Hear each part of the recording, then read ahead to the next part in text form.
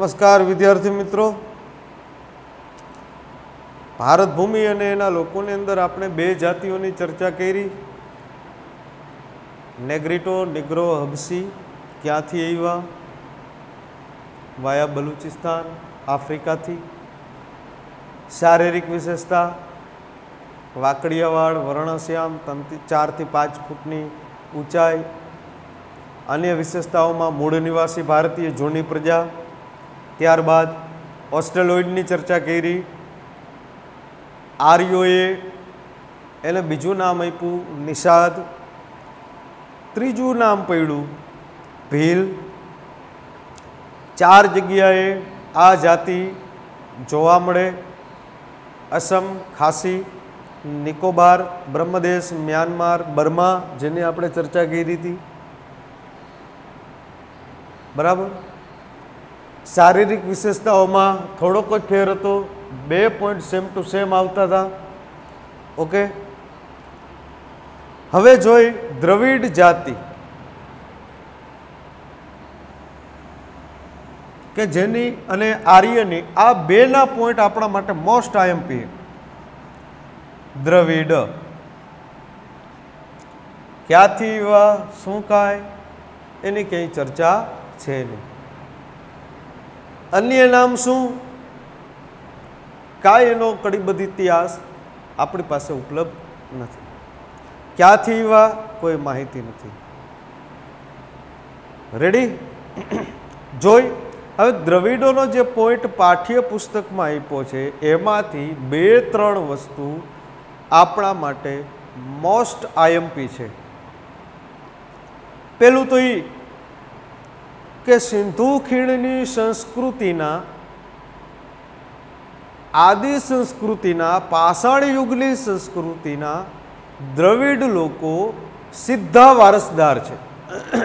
કારણ સ્વરૂપે પૂછશે, ખાસ જોજો. એટલે આ જાતિમાં આપણે 2 કોલમ કોરી રહેશે, પણ છેલ્લી કોલમ ભરપૂર ભરાઈ જશે. દ્રવિડ જાતિની પહેલી જ વિશેષતા એ પાષાણ યુગ, આદિપાષાણ યુગ, મોહેન્જો-દડો સિંધુ સંસ્કૃતિના સીધા વારસદાર. એટલે ખાલી આટલું જ લખો, સીધા વારસદાર. 1 પોઈન્ટ થયો આનો. હવે યાદ રાખવાના ટૂંકા ટૂંકા પોઈન્ટ જ બોલું એટલે સીધી અંદાજો આવતો જશે. શિવ અને પાર્વતી,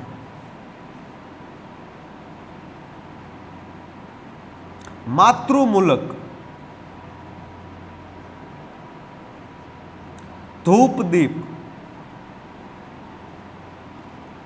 દક્ષિણ, 4 ભાષા. બસ આ 5 પોઈન્ટ નાના નાના નીકળ્યા. સીધા વારસદાર, શિવ પાર્વતી, માતૃમૂલક, ધૂપદીપ, દક્ષિણમાં સ્થિર થયા અને આની 4 ભાષા. હવે જે દ્રવિડોનો પાઠ્યપુસ્તકમાં મુદ્દો આપેલો છે એમાં છેલ્લી લીટી જોશો એટલે એમ કહેશે કે પ્રારંભિક તમિલ સાહિત્ય ઉર્મિની અભિવ્યક્તિથી ભરેલું હતું. જો પાઠ્યપુસ્તકમાં દ્રવિડ જાતિનો છેલ્લો પેરેગ્રાફનું હાવ છેલ્લું વાક્ય, દ્રવિડ જાતિએ જે ભારતને આપ્યું છે, અત્યારે જે આપણે જીવીએ છીએ ને એની સીધી આપણા ઉપર જે અત્યારે જે સંસ્કૃતિની અસર છે, સવાર સાંજ આપણે ધૂપ દીપ આરતી કરી છે, નૈવેદ્ય ચડાવી છે ભગવાનને, મૂર્તિઓની પૂજા કરી છે, ભવ્ય મંદિરો બનાવી છે. આ બધું આપણે આપ્યું કોને? દ્રવિડોએ. તો અત્યારે દ્રવિડ જાતિ ભારતમાં કઈ જગ્યાએ? સાઉથના રાજ્ય, દક્ષિણ ભારત, તામિલનાડુ, કર્ણાટક, આ બાજુ મદ્રાસ, કેરળ. બરાબર. અહીંયા જે ભારતના દક્ષિણ ભાગમાં જે પ્રજા અત્યારે વિદ્યમાન છે, સ્થિર છે, એ ચોખ્ખે ચોખ્ખી દ્રવિડ જાતિના વારસદારો છે. એટલે હિન્દુ ધર્મના ઉત્થાનની અંદર સૌથી વધુ કોઈએ જો ફાળો આપ્યો હોય તો એ દ્રવિડ જાતિએ છે. 4 ભાષાઓ છે. પાઠ્યપુસ્તકના સંદર્ભ અનુસાર આપણે જોઈએ તો દ્રવિડ જાતિની 4 ભાષાઓ નીકળે, ઓછામાં ઓછી. તમિલ, તેલુગુ, મદ્રાસ,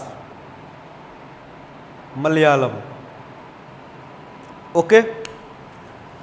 પાઠ્યપુસ્તક દ્રવિડ વિશે શું નોંધ લખે જરાક જોઈ. દ્રવિડોને મોહેંજો-દડોની સિંધુ સંસ્કૃતિના સર્જક અને પાષાણ યુગની સંસ્કૃતિના સીધા વારસદાર તરીકે ઓળખવામાં આવે છે. મતલબ કે આ જાતિ 5,500 વર્ષ પુરાતન છે. કારણ કે સિંધુ સંસ્કૃતિની અંદર જે જાતિઓ હતી એ એક જ જાતિ હતી અને એ હતી દ્રવિડ. એટલે જ આયા 2 કોલમ આપણે કોરી રહી. જુઓ, 5,500 વર્ષ પ્રાચીન પ્રજા છે એટલે એનો કોઈ કડીબદ્ધ ઇતિહાસ છે નહીં આપણી પાસે કે એ લોકોના અન્ય નામ ક્યાં કોઈએ આપ્યા નથી, એ લોકો ક્યાંથી આવ્યા, કોઈ જાતનો ઇતિહાસ નથી આપણી પાસે. બરાબર. હવે દ્રવિડ જાતિની એક મહત્વની ખાસિયત છે હોડી, તરાપા, કાંતું. જોકે કાંતણ કામ તો નિષાદ એટલે કે ઓસ્ટ્રેલોઇડ પ્રજાએ કરતી, ખેતી, વણાટ કામ. આપણે અગાઉની જાતિના પોઈન્ટમાં જોયું, પાઠ્યપુસ્તકમાં આપેલું જ છે. આ લોકો અવકાશી ગ્રહોની ચાલ પણ જોતા.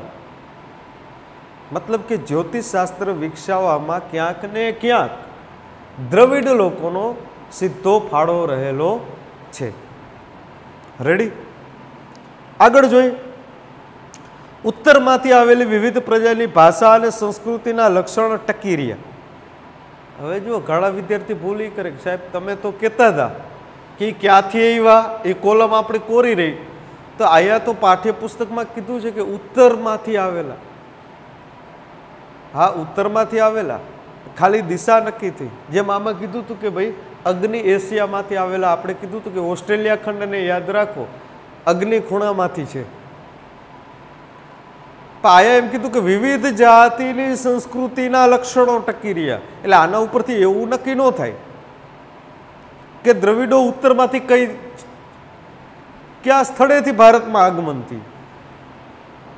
જેમ આર્ય વિશે સ્પષ્ટ જ છે કે હિન્દુ કુશ પર્વત ખૈબર ઘાટના રસ્તેથી સિંધમાંથી ભારતમાં આવ્યા. આટલી સ્પષ્ટતા દ્રવિડ જાતિ વિશે ક્યાંય નથી.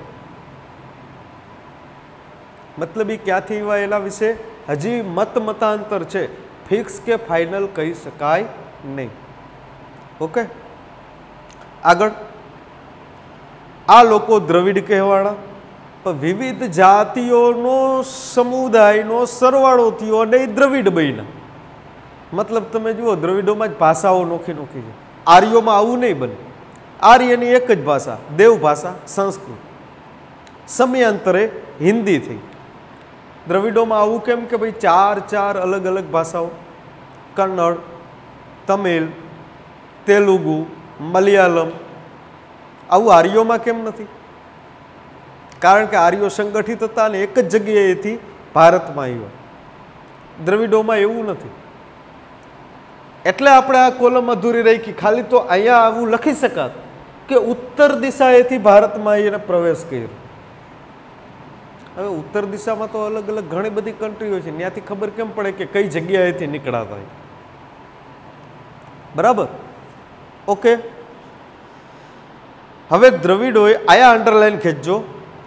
દ્રવિડોએ માતા રૂપે દેવી એટલે કે પાર્વતી અને પિતૃ રૂપે પરમાત્માનો એટલે કે શિવની પૂજાની સમજ આપી. પહેલા તો આપણે કીધું હતું મોહેંજો-દડો પાષાણ યુગની સંસ્કૃતિના દ્રવિડો સીધા વારસદાર છે. હવે આયા અંડરલાઈન એટલા માટે ખેંચાવી કે વન લાઇનર ક્વેશ્ચનની અંદર સીધો પ્રશ્ન પૂછે કે માતા રૂપે પાર્વતી અને પિતા રૂપે પરમાત્મા શિવના ખ્યાલની સમજ કઈ જાતિ આપી? દ્રવિડ. શિવ અને પાર્વતી, આદિ શક્તિ, આદિ પિતા. શિવ શક્તિની પૂજાની સમજ દ્રવિડોએ આપેલી છે. કેટલા વર્ષ પુરાતન પ્રજા કીધી આપણે? 5,500 વર્ષ પ્રાચીન. કારણ કે સિંધુ સંસ્કૃતિના સીધા વારસદાર છે. હવે સિંધુ સંસ્કૃતિનો સમયગાળો તમે જુઓ તો BC બિફોર ક્રાઇસ્ટ 3000, ઈસવીસન પૂર્વે 3000, અત્યારે વર્ષ 2020, તો 5020 વર્ષ પહેલાં પણ છે. એટલે હું વારંવાર શબ્દ બોલું કે 5,500 વર્ષ પહેલાંની પ્રાચીન પુરાતન પ્રજા જો કોઈ હોય તો એ દ્રવિડ. સાકાર પૂજાની સમજ આપી. પૂજા તમે કોની કરો? નિરાકારની પૂજા શક્ય છે નહીં એટલી ઇઝીલી, બરાબર. હવે ધર્મની દ્રષ્ટિએ જોવા જાઓ એટલે 3 પોઈન્ટ આગળ આવતા જશે. શિવ પાર્વતીની પૂજા એને કરી કેવી રીતના? ધૂપ અને દીપથી તો અત્યારે આપણે કરીએ છીએ, તો કે હા, તો આપણી ઉપર જે સંસ્કૃતિની અસર છે એ દ્રવિડ લોકોએ આપેલી છે. પણ એક વસ્તુ રહી જાય, કઈ? માતૃમૂલક. આપણી ઓળખાણ કોની? આપણે સંતાન તો માતા અને પિતા બંનેના છે ને. પણ આપણે કોઈ પૂછે કે તું કોનો છોકરો, તો આપણે કેનું નામ આપીએ? આપણા પપ્પાનું નામ આપીએ. ગમે એ ડોક્યુમેન્ટમાં આપણા છોકરા કે છોકરીના નામની પાછળ કેનું નામ હોય? પપ્પાનું નામ હોય. તો આપણે પિતૃમૂલક સંસ્કૃતિમાં માનીએ છીએ, જ્યારે દ્રવિડ લોકો માતૃમૂલક સંસ્કૃતિમાં માને. ખાસ જોજો, સાઉથમાં તમે જોશો માતૃમૂલક સંસ્કૃતિ, ઉત્તર અને મધ્ય ભારતમાં તમે જોશો પિતૃમૂલક સંસ્કૃતિ. આગળ, એટલે આ પોઈન્ટ ખાસ જોજો, માતૃમૂલક સંસ્કૃતિ. આગળ જોઈએ, ધૂપ દીપ અને આરતીથી પૂજા કરવાની પરંપરા દ્રવિડોએ આપી હોવાનું માનવામાં આવે. કારણ કે ઘણી બધી ઇતિહાસ છે નહીં, એટલે આવું અનુમાન છે. કારણ કે મૂર્તિ છે, મૂર્તિ બનાવનાર દ્રવિડ છે, તો મૂર્તિની પૂજા કરનાર એ દ્રવિડ જ હોય. કારણ કે આર્ય પ્રકૃતિની પૂજા કરતા. પછી આપણે દેવી દેવતાઓએ, દ્રવિડોના દેવી દેવતાઓને આર્યોએ સ્વીકારી લીધા. મતલબ અત્યારે આપણે જે જગ્યા ઉપર, આપણે જે અત્યારે જે પરિસ્થિતિ કે પોઝિશન ઉપર ઊભા છીએ, એમાં આપણે બે જાતિનો આપણા ઉપર પૂરેપૂરો પ્રભાવ છે. એક દ્રવિડ અને એક આર્ય. આપણે યજ્ઞ પણ કરીએ છીએ, પર્વતોની પ્રદક્ષિણા કરીએ છીએ, સાકારની પૂજા કરીએ, નિરાકારની એ પૂજા કરીએ છીએ, તો આર્ય થઈ ગયા. બરાબર. આગળ જોઈ, આ ઉપરાંત પ્રકૃતિ પૂજા, પશુ પૂજા દ્રવિડોની ભેટ છે. દ્રવિડોના મૂળ દેવો આર્યોએ સ્વીકારી લીધા. હવે જોજો, આર્યોની કોઈ બાબત દ્રવિડોએ સ્વીકારી હોય એવું ક્યાંય ઉલ્લેખ નથી, પણ દ્રવિડોની બાબત આર્યએ સ્વીકારી. મતલબ કે ભારતમાં પ્રવેશ પામતી પેલી જો પ્રજા હોય, ઉપરની બેને બાદ કરતા તો સીધી આવશે દ્રવિડ. એટલે એક પ્રશ્ન આપણો સોલ્વ થઈ ગયો. આર્ય જૂના કે દ્રવિડ જૂના? છતાંય આપણા દેશનું નામ તો આર્યાવર્ત છે. આર્યની અસર જાજી પડી એટલા માટે. અહીંયા તો એમ કહે છે કે સાકાર ને નિરાકાર બંનેની પૂજા કરતા, શિવ અને પાર્વતીનો ખ્યાલ આપ્યો, ધૂપ દીપ અને આરતીથી પૂજા કરતા, માતૃમૂલક સંસ્કૃતિ હતી. બરાબર. સિંધુ સંસ્કૃતિના સીધા વારસદાર હતા. તો પ્રકૃતિ પૂજા એને ચાલુ કરી અને પશુ પૂજા એને ચાલુ કરી. આગળ જોઈ, એટલે દ્રવિડોના મૂળ દેવો આર્યએ સ્વીકારી લીધા. હવે દ્રવિડોના મૂળ દેવો ક્યાં? તો કે સાઉથમાં તમે જુઓ એટલે બે મંદિરો તમને ખાસ જોવા મળે, શિવ પાર્વતી. કારણ કે એ પરંપરા શરૂ કરનાર જ કોણ? દ્રવિડ. આગળ પછી એને સંસ્કૃતિના દેવો તરીકે પુનઃસ્થાપ્યા. આ પુનઃસ્થાપ્યા એટલે કે અગાઉ સ્થાપેલા હતા, વચમાં વિસરાઈ ગયા, ફરીથી એની સ્થાપના થઈ. આગળ સમય જતા ઉત્તરના પ્રચંડ પ્રભાવ હેઠળ દ્રવિડોમાં આર્ય સંસ્કૃતિ ઊંડે સુધી વ્યાપી ગઈ. શરૂઆત કરનાર દ્રવિડ, પછી આર્યનું આગમન થયું, આર્યનો પ્રભાવ વધ્યો ઉત્તર ભારત અને મધ્ય ભારતમાં, દ્રવિડો આર્યો આવતા ગયા એમ દ્રવિડો ખસતા ગયા, આમ દ્રવિડો હાલતા ગયા પાછળ આર્ય આવતા ગયા. આર્યના સિદ્ધાંતો ભારતના જનમાનસ સુધી અંદર સુધી ઉતરી ગયેલા, એટલે દ્રવિડોનો પ્રભાવ ઓછો થવા માંડ્યો અને એ કઈ બાજુ સ્થિર થઈ ગયા? સાઉથ, દક્ષિણ ભારત. ઓકે.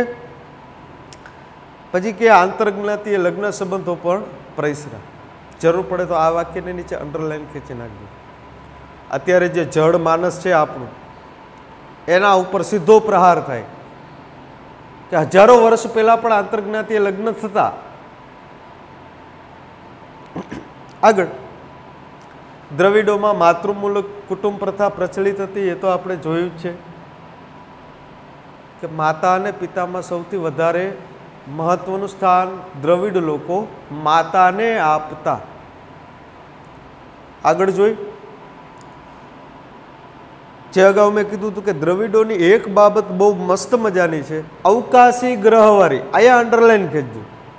અવકાશી ગ્રહના ક્ષેત્રમાં અને વિવિધ કલા જેમ કે કાંતવું, વણવું, રંગવું, હોળી અને તરાપા ક્ષેત્રમાં એનું વિશેષ પ્રદાન. આપણા માટે તો આ 6 પોઈન્ટ જ મહત્વના છે, 5 થી 6 ખાસ જુઓ. આગળ આર્યના પ્રભુત્વ બાદ તેઓ દક્ષિણ ભારત તરફ ખસતા ગયા, કારણ કે ખૈબર ઘાટના રસ્તેથી હિન્દુ કુશના પર્વતો ઓળંગી અને આર્યો આવ્યા. આર્ય અને દ્રવિડો બેની સંસ્કૃતિમાં ક્યાંક ક્યાંક ભિન્નતા હતી, મતભેદ હતા, એટલે ટકરાવ ન થાય એટલા માટે દ્રવિડો નીચે ઉતરતા ગયા અને આર્ય આગળ આવતા ગયા. એટલે અત્યારે દ્રવિડ જાતિના અવશેષ કહીએ તો સાઉથ ભારતના નીચેના રાજ્યો. આગળ જોઈ આજે દક્ષિણ ભારતમાં દ્રવિડ કુળની તમિલ, તેલુગુ, કન્નડ અને મલયાલમ જેવી ભાષા, ખાસ એ જોવું કે 4 જ ભાષા નથી. 4 તો પાઠ્યપુસ્તકે કીધું, પણ પાઠ્યપુસ્તક પાછળ એમાંય કહીએ કે આના જેવી અન્ય ભાષા 4 તો છે જ.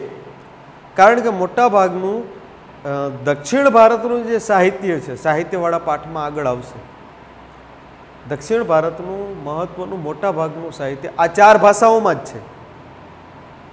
જોઈ આ 4 ભાષાઓના નામ આપ્યા, એની નીચે અંડરલાઈન મારતા જઈજો. તમિલ, તેલુગુ, કન્નડ, મલયાલમ. મલયાલમ ભાષા આવી એટલે ખબર પડી જાય કે હાવ આપણું છેવટનું રાજ્ય કેરળ, કેરળ સુધી દ્રવિડો હાલ્યા ગયા. હવે અહીંયા ભારતની સરહદ પૂરી થઈ જાય, હિન્દ મહાસાગર શરૂ થઈ જાય એટલે હાવ છેટ લગી એને ધક્કો લાગી ગયો. ઉપરથી કોણ આવ્યું? આર્ય. રેડી. છેલ્લું વાક્ય કીધું કે પ્રારંભિક તામિલ સાહિત્ય ઉર્મિની અભિવ્યક્તિથી ભરેલું છે. જોઈ જૂની વાર્તાઓમાં અગાઉ આ જ પાઠમાં આવી ગયું. હિતોપદેશની વાર્તા, પંચતંત્રની વાર્તા, તામિલ સાહિત્ય. જો આપણે રામાયણની ચર્ચા કરી તો રામાયણમાં આપણે 2 લેખકો જોવા મળે, કવિઓ. એક વાલ્મીકી ઋષિની રામાયણ અને એક સંત તુલસીદાસની રામાયણ. કારણ કે ઉત્તર ભારતમાં આપણે મધ્ય ભારતમાં છીએ એટલે ઉત્તર આર્યોનો પ્રભાવ આપણા ઉપર સીધે સીધો જોવા મળે, પણ સાઉથનું લેંગ્વેજને આપણે કોઈ સમજ નથી. પણ એના અમુક અંશો આપણે સ્વીકારી લીધા. પૂજાની સમજ, ધૂપ દીપની આરતી, શિવ પાર્વતી, એક માતૃમૂલક સંસ્કૃતિ આપણે સ્વીકારી નહીં. રેડી. ઉર્મિની અભિવ્યક્તિ એટલે છેલ્લા વાક્યમાં અંડરલાઈન ખેંચજો, કારણ કે આ પ્રશ્ન વારંવાર 1 લાઇનર ક્વેશ્ચન તરીકે 1 માર્કના પ્રશ્નમાં અથવા જોડકા સ્વરૂપે આ પ્રશ્ન પૂછવામાં આવે છે. આશા રાખીએ કે અહીંયા સુધી બેસ્ટ રીતે આપને સમજાવ્યું હશે. દ્રવિડ મેં કીધું તો અગાઉ કે આઈએમપીની અંદર દ્રવિડ અને આર્ય આમાંથી એકની હાજરી પ્રશ્નપત્રમાં હશે હશે હશે ફાઇનલ. આર્ય વિશેની નોંધ હશે કે દ્રવિડ વિશેની હશે. કારણ કે આટલી ચર્ચા તમે જુઓ નેગ્રીટોમાં કે ઓસ્ટ્રેલોઇડમાં નથી થઈ. નેગ્રીટોની બહુ ચર્ચા નથી થઈ કે નેગ્રીટોએ ભારતને શું આપ્યું, કાંઈ ચર્ચા નથી. ઓસ્ટ્રેલોઇડ ઉપર ચર્ચા નથી કે ઓસ્ટ્રેલોઇડ જાતિ નિષાદ જાતિ એટલે ભારતને શું આપ્યું, એટલે કઈ એવી વિશેષતા હતી કે જે આપણે અત્યારે સ્વીકારી અંગીકાર કરી, ચર્ચા નથી. પણ દ્રવિડો વિશે છે. રેડી. અન્ય પ્રજાઓ આપીએ. હવે આયાથી થોડું મગજને સ્ટ્રોંગ કરવું પડશે. એક દ્રવિડોનો પોઈન્ટ બહુ મસ્ત મજાનો છે. પાયા એકે એરે 3-4 જાતિ લઈ લીધી. ટૂંકા ટૂંકા પ્રશ્ન આમાંથી પૂછે ને ત્યારે અંડર એસ્ટિમેટ થવામાં ભૂલ મોટી રહી જાય. જોઈ અન્ય પ્રજાઓમાં શરૂઆત કરી મોંગોલોઇડ, આલ્પાઇન, ડિનારિક, આર્મેનોઇડ. 4 એક ક્યારે 4 નું સમજાવી દીધું પાઠ્યપુસ્તકમાં.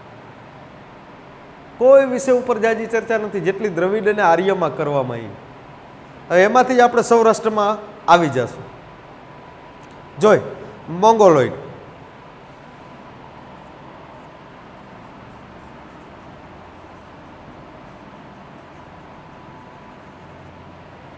હવે 4 ખાના ભરતા જાય.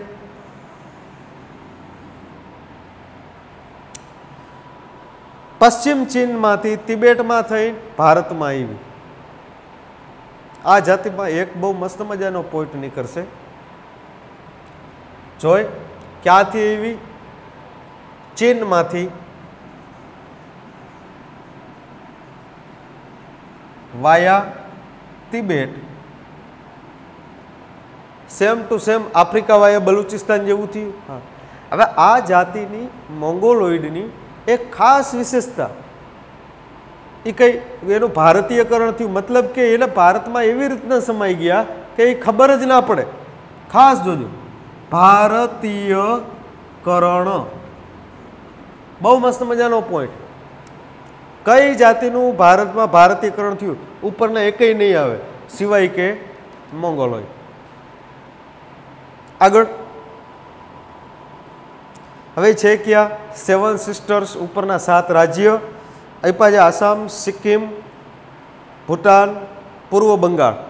મતલબ પૂર્વ બંગાળ એટલે ઢાકા, અત્યારનું બાંગ્લાદેશ. વર્ણ પીળો, ચપટો ચહેરો, ઉપસેલા ગાલ, બદામ આકારની આંખ. શારીરિક વિશેષતામાં આવી જશે.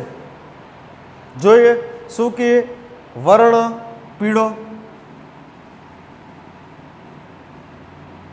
આંખ બદામી.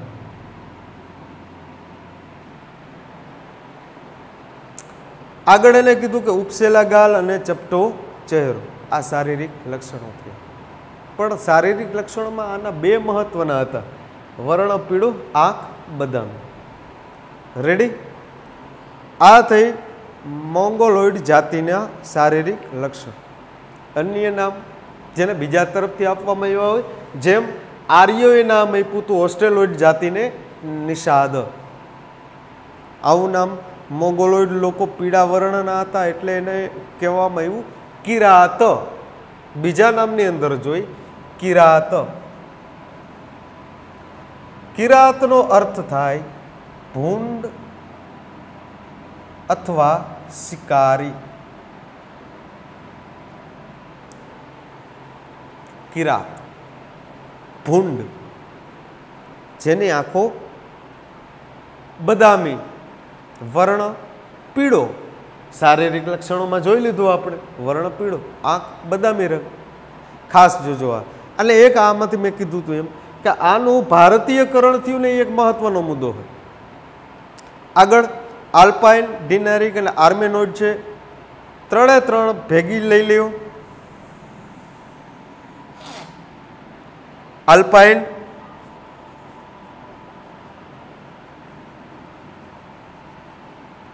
ડિનારિક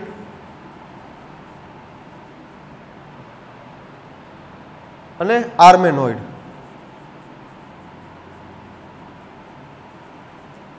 હવે આમાં આવશે ખાસ તો આપણે સૌરાષ્ટ્રવાળા.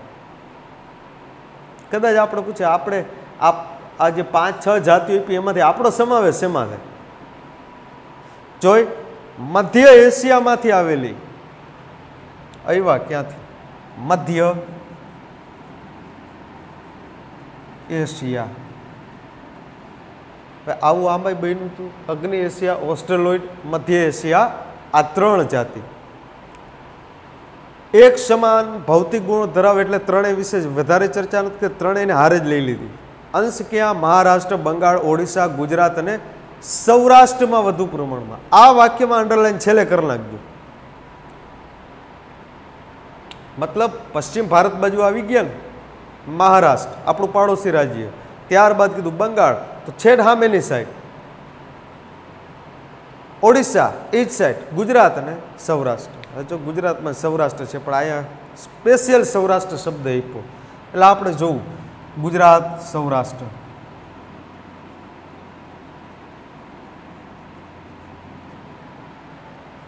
અગ્નિ એશિયામાંથી એવી 3 સમાન, એટલે બીજી કોઈ ચર્ચા થઈ નથી. રેડી? હવે છેલ્લે બચ્યા આર્ય.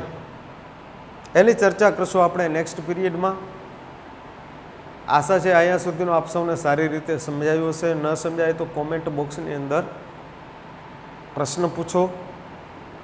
શક્ય એટલો ઉત્તમ જવાબ આપવા માટે પ્રયાસ કરશું.